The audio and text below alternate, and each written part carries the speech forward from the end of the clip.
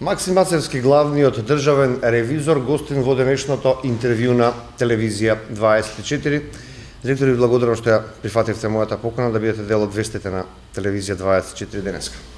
Благодарам и вам, поздрав до гледачите на 24 вести. Така малку излеговме денеска од рамките, интервјуата ги правиме во нашето студио, меѓутоа ете ради следна околност денеска сум ваш гостин на некој начин, па сакав да почнам со она што е најактуелно. Најавите во понеделникот ексклузивно за нашата телевизија дека ќе се прави вонредна ревизија на јавното претпријатие Комуналецот Гостивар. Што ќе биде цел на испитување од ваша страна? Добро дојдовте во просторите на Државниот завод за ревизија како врховна ревизорска институција, појаѓајќи од самата улога и содржината во годишниот извештај за работењето на државата од страна на Европската комисија, во која што се наведува дека во суштина управувањето и ефективноста на користењето со водните ресурси и обезбедување на вода за пиење до сите граѓани во нашата држава представува една од темелните вредности. Државниот завод за ревизија согласно годишната програма за работа за 2026 година утврди две области за ревизија. Тоа е едната ревизија на успешност во делот на што значи ефективност на водоснабдувањето и степен на загуби во испораката на водните ресурси, а втората ревизија се однесува на ревизија на финансиските извештаи на јавното комунално претпријатие Комуналец Гостивар и во суштина се работи за редовна ревизија која што е утврдена согласно годишна програма за работа на Државниот завод за ревизија. Во однос на епидемијата, што може тоа да биде како момент на испитување, односно што може да покаже вмешаност или некакви неправилности? Во однос на епидемијата, јас би посочил само следејќи целокупните настани информации, пресконференции од сите институции во државата, јас би само посочил сите оние кои што се занимаваат со оваа област, да ви погледнат утврдените состојби од страна на Државниот завод за ревизија, објавени во конечниот ревизорски извештај во 2009 година, кој што се однесува за финансиското работење на јавното претпријатие Комуналец за 2007 година. Ништо ново, ништо изненадувачно. Ако ги прочитате утврдените состојби, утврдени од овластениот државен ревизор во текот на 2009 година и состојбите денеска кои што не се случуваат, во суштина само го потврдуваат неодговорното и неефикасното работење на јавното комунално претпријатие, односно непреземање на мерки на сите институции кои што се инволвирани да обезбедат здрава вода за пиење за граѓаните. Треба да знаеме дека согласно одредбите на Закон за локална самоуправа, согласно одредбите за комунални дејности, водоснабдувањето е во надлежност единицата на локална самоуправа, а јавното претпријатие е во суштина основано од општината Гостивар.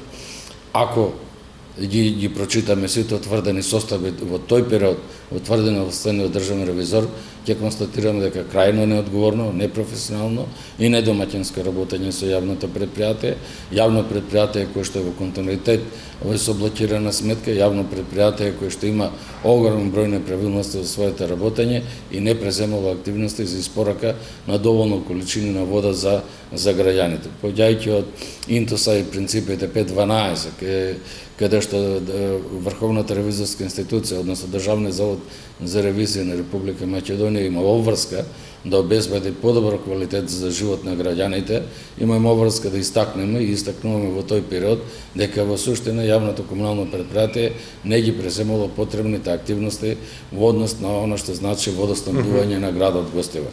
Што се однесува се до тоа?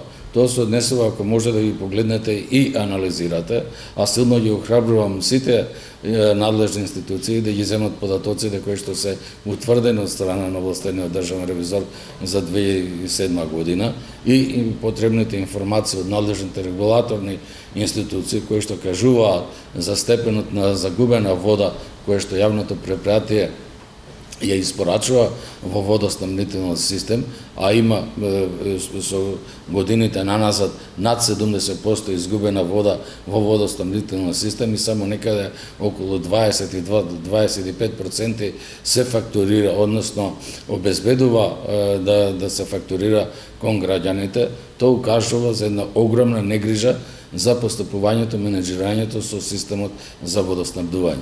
Тоа што не ги слушаат или не се придржуваат на вашите препораки не е доволен сигнал дека истражните органи треба дополнително да постапат?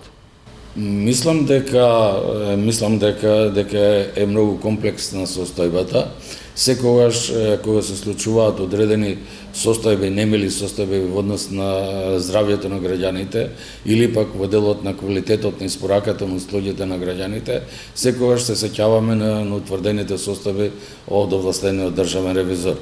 Верувам дека ова ќе представува една лекција, не само за јавното комунално предпријатие Гоствер, него лекција за сите јавни комунални предпријатија во државата, бидејќи ако ги погледнете податоците од регулаторната комисија,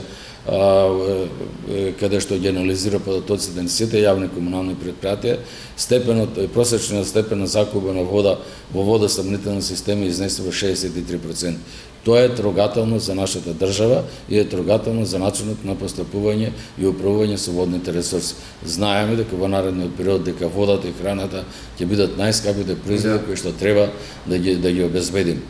Со ова што кажувам, значи нанесена е штета не само на јавното комунално предпријатие, бидејќи да испорачате или да произведете 100 единици производ, за тие 100 единици производ доколку ги продадете, тогаш државата ќе добие соодветен додаден приход во државата по основ на данок на додадена вредност, тогаш јавните комунални предпријатија нема да работат со загуба, ќе искажуваат одредена добивка кој што ќе биде предмет на доначување, кој што ќе обезбеди данок на добивка во буџетот на државата, но и можност основачот да обезбеди одредени дополнителни средства од работењето на комуналното предпријатие кои што ќе се користат за инвестирање во самата општина. Телевизија 24 редовно ги следи вашите извештаите на Државниот завод за ревизија. Речиси во секој се објавени неправилности, прекршување на закони, работи кои што се косат со сите обврски и сите норми на правото. Колку од тие извештаи навистина резултираат со институционална одговорност? Видете, Државниот завод за ревизија представува врховна ревизорска институција на Република Македонија и можам со задоволство да кажам дека се гордеам на резултатите на работењето што нашите вработени ги испорачуваат на државата. Се гордеам со она што сме го испорачале последните неколку години во континуитет спрема државата и со задоволство истакнувам дека ефектот од нашата работа за оваа година во однос на буџетот на државата изнесува 1:135. Тоа значи дека државата ако вложи 1 денар во Државниот завод за ревизија, ние сме испорачале 135 денари во буџетот на државата. Какви се ефектите и на кој начин треба да се постапува по конечните ревизорски извештаи? Улогата на Државниот завод за ревизија не е само да детектира одредени состојби, или да се изразам пластично, ние не треба да бидеме само лекари, него едноставно ние ја воспоставуваме диагнозата и даваме препораки за подобрување на утврдените состојби, даваме препораки за причините, за надминување на причините кои што предизвикуваат одредени состојби и верувам дека во последните години имаме знатно подобрување во однос на преземените мерки по дадените препораки. Ако вашето прашање се однесува на степенот на задоволство од постапувањето на надлежните органи по конечните ревизорски извештаи доставени до надлежните институции, би сакал да истакнем дека имаме прекрасна соработка со јавното обвинителство. Таа соработка е уредена со меморандум за разбирање помеѓу Државниот завод за ревизија и јавното обвинителство и секоја година онаму каде што Државниот завод за ревизија ќе констатира одредени сомнежи, ги доставуваме конечните ревизорски извештаи. Степенот на прифатеност на конечните ревизорски извештаи до доставени до јавното обвинителство се движи помеѓу 90 и 100%, што укажува на висок квалитет на работа на вработените во Државниот завод за ревизија, висок квалитет на утврдени состојби и во суштина очекуваме дека надлежните институции ќе преземат сите потребни мерки, секој нешто се огрешил да ги сноси последиците. Кога ќе се утврдат некои индиции на криминал или корупција, тука застанува вашето действување, потоа на ред е обвинителството или соработката продолжува и натаму? Државниот завод за ревизија е инвентивна институција. Во суштина имаме преземена активност и 0% толеранција со корупцијата и она што значи злоупотреба на средствата од државата. Ќе посочам неколку примери во кои што во самиот тек на ревизија Државниот завод за ревизија, односно вработените или овластениот државен ревизор констатирал дека има потреба да ги извести надлежните органи за постапување. Така беше случајот со Државна лотарија на Република Македонија, каде што во текот на ревизијата, без да биде подготвен нацрт извештај, ја известивме Финансиската полиција и јавното обвинителство за сомнеш за сторени кривични дела, каде што надлежните институции, јавното обвинителство и Финансиската полиција ги преземаа потребните активности за постапување. Така беше случајот со јавната здравствена установа во Прилеп и има доста други постапувања и состави за одредени правни субјекти, каде што не ја чекаме она конечна форма да ревизорскиот извештај добие конечна форма, биде конечен ревизорски извештај и да ги ставиме. Значи, имаме воспоставен начин на информирање до јавното обвинителство и надлежните органи.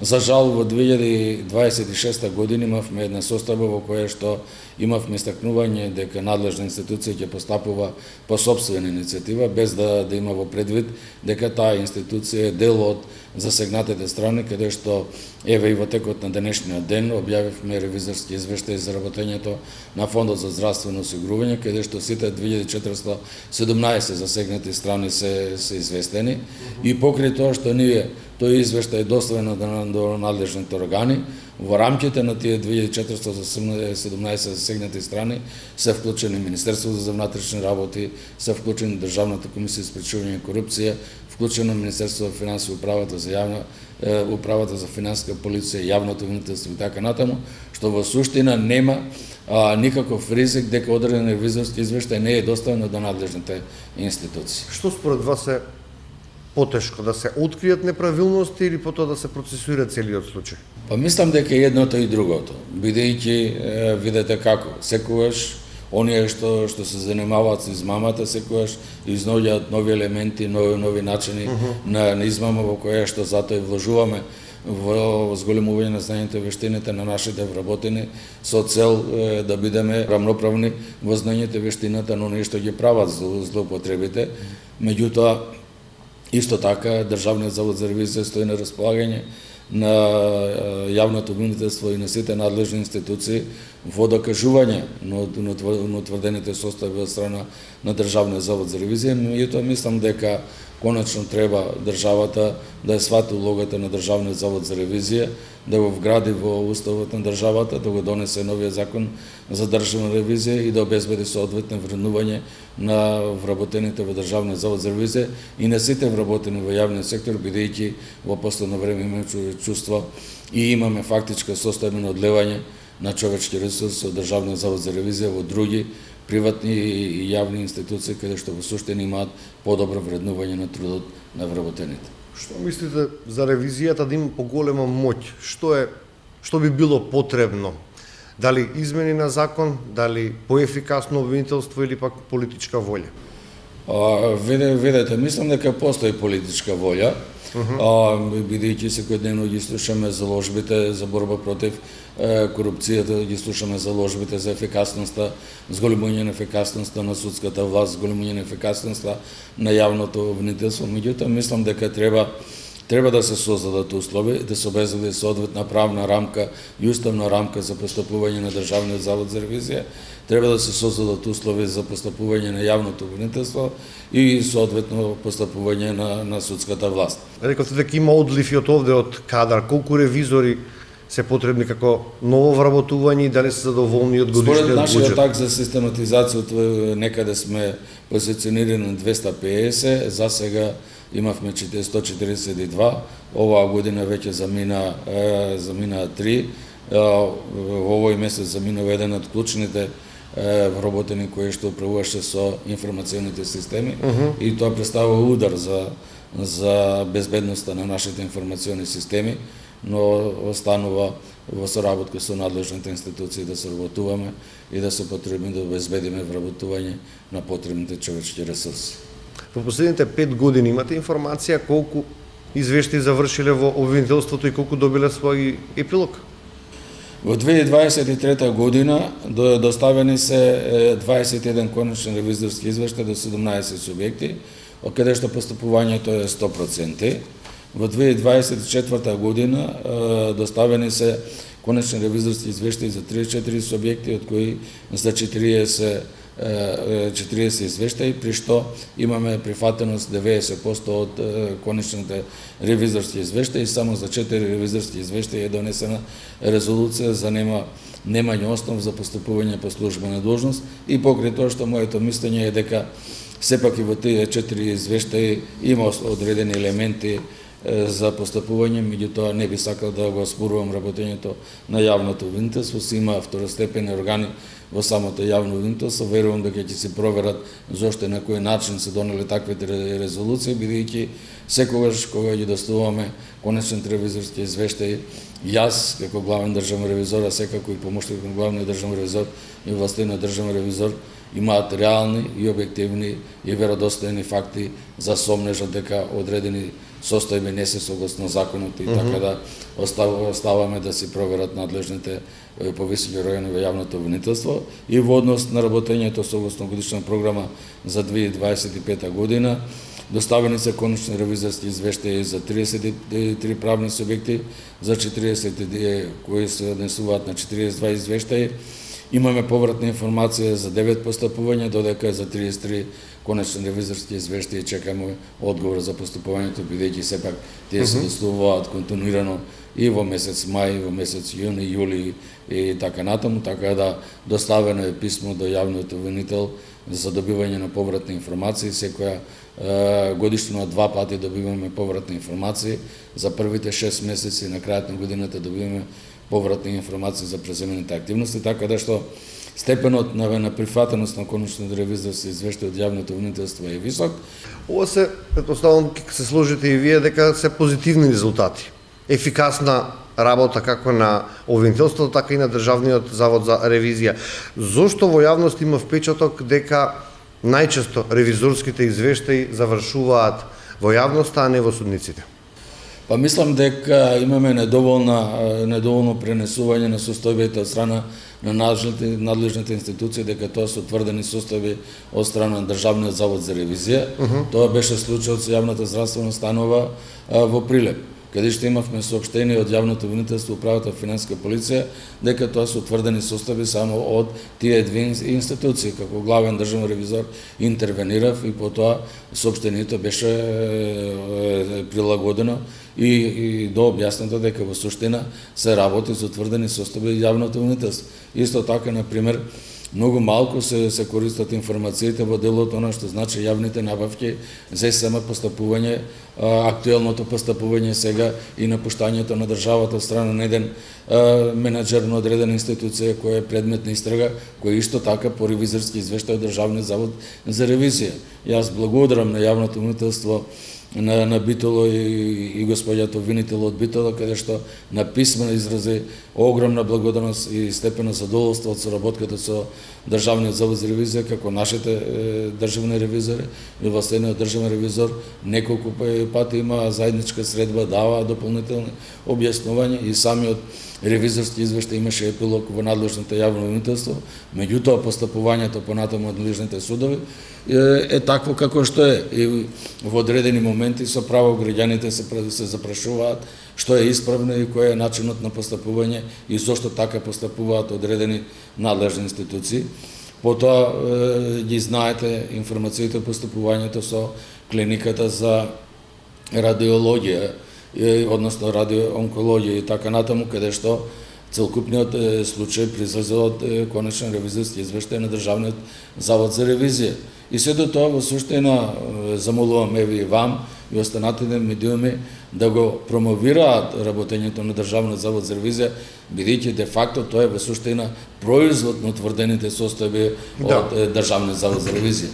Впрочем, ние не сакаме промоција и реклама на нашето работење, него сакаме промоција и објективно и транспарентно известување за утврдените состојби, бидејќи нашата цел е крајна цел од една страна да бидеме чувари на јавните средства, чувари на средства на даночни обврзници, бидејќи и вие и јас сме даночни обврзници. Да. И втората работа, испорака на квалитетни, навремени, континуирани и услуги со висок квалитет. Да, само сакам да кажам дека често или најчесто ги објавувате извештаи каде што има неправилности, а ретко гледаме дека некој сноси одговорност по таквите извештаи или по таквите сомнежи за криминал или за корупција. Па јас мислам дека правдата е бавна, но сепак е достижна. Никој не веруваше дека ќе има епилог со јавната здравствена установа за онкологија, но сепак имаме епилог, така. Никој не веруваше дека од извршените ревизии за јавните набавки во СМ дека ќе има епилог, но сепак имаме епилог. Така да никој не веруваше дека ќе имаме епилог со јавната здравствена установа во Прилеп, но сепак имаме епилог. Така да има голем број на состави кои што имаат епилог, меѓутоа мислам дека се недоволно истражени, недоволно промовирани јавноста да се информира. Би сакал да истакнам дека еве заедно тука е колегата кој што е единицата за комуникација, за прв пат Државниот завод за ревизија во 2020 година формира единица за комуникација во која што во преходниот период имавме еден вработен, во овој период имаме до април 2026 година имавме тројца вработени во единица за комуникација и го зголемивме начинот на комуникација со јавноста, го зголемивме засегнатите страни, ако во 2020 година немавме 0 засегнати страни, потоа утврдивме 40 засегнати страни, сега имаме 2417 засегнати страни, што значи денес кога објавуваме конечните ревизорски извештаи, ги известуваме сите 2417 засегнати страни. Нашата посетеност на веб страната имаме енормно зголемување. Ако во 2020 година сме имале 48.000 посети, во 2025 година имаме зголемување за 634%, во 2026 година бројот на посети на веб страната за првите 6 месеци еднаков за цела година 2025 година, тоа укажува на една висока посветеност на вработените во Државниот завод за ревизија, за што искажувам огромна благодарност, но и во друга страна зголемена доверба на граѓаните. Последниот случај кој што се отвори во јавноста, ние веќе го работиме неколку дена како информативна редакција, заемот на владата од МНФ. Дали тука постои можност за вонредна инспекција? Не ја гледам потребата од вонредна инспекција.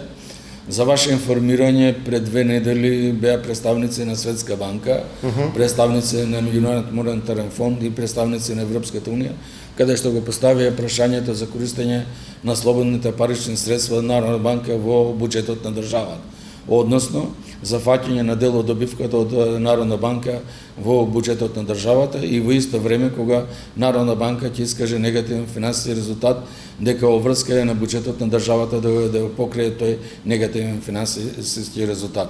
Се поставува прашањето генерално: дали е добро да имаме мртов капитал кои што стојат во акционерски друштва или во Народна банка, каде што е собственик државата, а во исто време државата треба да се позајмува на странскиот пазар и на домашен пазар, да плаќа високи камати и да отплатува други кредити. Мислам дека едно соодветно правилно решение во кое што ако тие средства не се потребни за реализација на одредени инвестициони проекти, ако стојат само на сметката на да речеме на МНФ, на АДМЕПС и така натаму, зошто тогаш да не се искористат, бидејќи државата е единствен собственик во тие акционерски друштва, да се отплатат онаму каде што ние плаќаме казнени пенали, плаќаме редовна камата и така натаму. Еве за илустрација на граѓаните, за илустрација на вашиот медиум. Но дали тие пари се државни кои што се позајмени или се пари од европската навигација? Вака сега. Тоа се пари кои што во суштина ги има за своето работење акционерското друштво МНФ. И тоа се средства кои што се во суштина индиректно државата, бидејќи единствен собственик во МНФ е државата и нема никаква пречка државата да ги поземи парите и тоа во исто време вие кога имате средства и вашите средства се во левиот джеб, од левиот джеб ги преместувате во десниот джеб.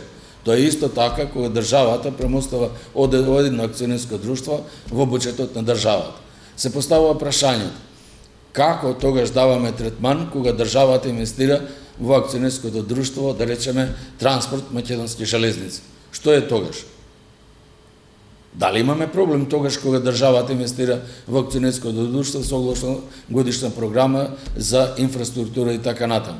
Дали имаме проблем тогаш кога државата инвестира во одредени капитални проекти во интерес на одредени акционерски друштва? Сакам да кажам, подобро е да имаме современо менаџирање со средствата, подобро е средствата да ги користиме наменски и со соодветна економичност и да правиме поголем обрт на средствата, отколку средствата да ги чуваме само како мртов капитал. Би сакал, реков, за вас, за граѓаните на нашата држава, да дадам една споредба. Имајќи во предвид дека пред една недела надлежното Министерство за финансии побара мислење за заем од Светска банка во однос на што значи подигнување на знањето и вештините на вработените во јавната администрација, укажавме на потребата дека се согласуваме за земање на заеми, но во исто време укажуваме дека се вложени и утврдени добри индикатори со конкретни резултати за мерење на тие индикатори и на времено искористување на средствата со цел да не бидеме ставени во позиција да плаќаме казнени пенали за неповлечени средства. Имено, акционерското друштво МЕПС беше предмет на ревизија во преходниот период. Како ревизија утврдив дека започнувајќи од 2014 година до 2026 година акционерското друштво има склучено договори за земање на заеми во висина од 102 милиона евра. Степенот на искористеност на тие кредити е 57%. За таа цел, кредитните услови се EUBOR плюс 3. EUBOR изнесува 2,58 до 2,80, плюс 3 тоа му доаѓа 5,80% каматна стапка. Државата ниме еднократна провизија, ниме редовна камата, има платено досега 5 милиона и 200 илјади евра. Ниме казнена камата, има платено 2 милиона и 600 илјади евра.